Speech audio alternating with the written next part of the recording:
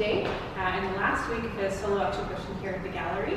And today we're just going to talk about some of David's processes, especially when it comes to this piece here, Into the West.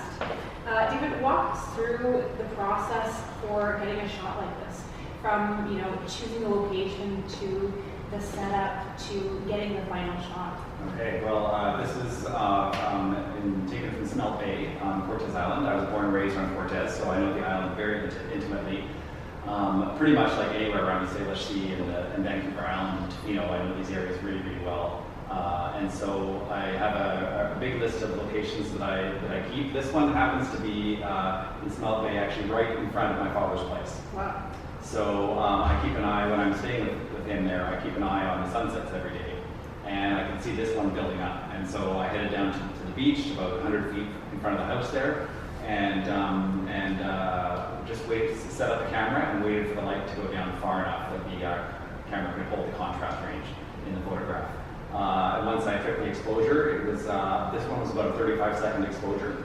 So hence all the moving water, anything moving here starts to blur out, and you get these nice big clear sort of palettes of soft tone and everything. And it really highlights, from this particular image, highlights the landscape of Vancouver Island there with the Albert and Victoria peaks there in the distance. Excellent. And I get this question a lot from people who come in to see your show and your work. Do you do any photoshopping with the color? No. Well, sometimes the color. I mean, black and white, obviously, because I do shoot digitally now. So we turn those black and white in post-production. But with color, these are all color as the scene gave me. There was one, the one All the Golden Hours, one taken on Hornby Island, where that sunset was so bright and so red that when I got it onto the screen back in the studio, it looked so surreal that I knew people would be, oh, this is photoshopped immediately. And that's not the first time that's happened to me, especially with some commercial work I've done in years past, where sometimes digital technology renders colors a little bit too real. And so I did have to rein that one back in a little bit to make it a little more palatable, shall we say. Thank you. What would you say distinguishes this series from some of your past work? Well, in terms of my landscape work, because obviously I do a lot of big environmental projects as well, this series is sort of a progression shot over the last year, really focusing again around the Swell of Sea and that all the shorelines around there and the Gulf Islands within that. But as a progression, it continues the sort of the tondo, the circular works, and I'm moving towards, I would say, a more sort of harmonious aesthetic with my environmental projects as well. Excellent. This work, because it's so inherently West Coast, what is it about this sort of work, about this region, that continues to capture an international audience? Well, I think the beauty of the region, absolutely. And I mean, we're still one of the regions in the world that has not been as affected, I would say, by things like climate change and dramatic weather. I mean, forest fires are coming in a lot now, but we're right here on the coast, so that's very minimal as well. But also, we reflect, the land here reflects many things that have already happened in other parts of the world.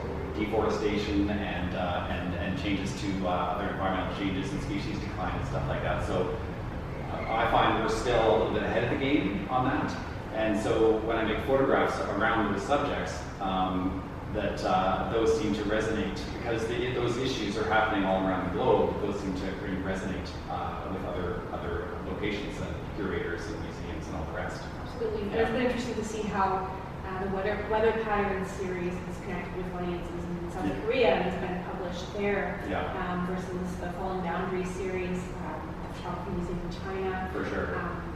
Very quintessential West Coast images being shown over there, which is fabulous. Yeah, absolutely. It's really exciting for me that's been happening. And I make a conscious effort to try to get that work out into the world, and have had some success anyway. So it's been good. So on that note, kind of continuing on the previous question, what is it about this region in particular, British Columbia, the mountains, the coast, inland? What is it that continues to inspire photographers, artists? You've got internationally recognized photographers like Jeff Wall. You've got Edward Bertinsky with his Coast Mountain series, and of course yourself. What is it that keeps bringing people back? Well, I think it's the landscape. It's the rugged landscape of British Columbia. It still has this, it's still sort of the wild, if you will, in many respects. So I think that's definitely a thing that keeps bringing people back.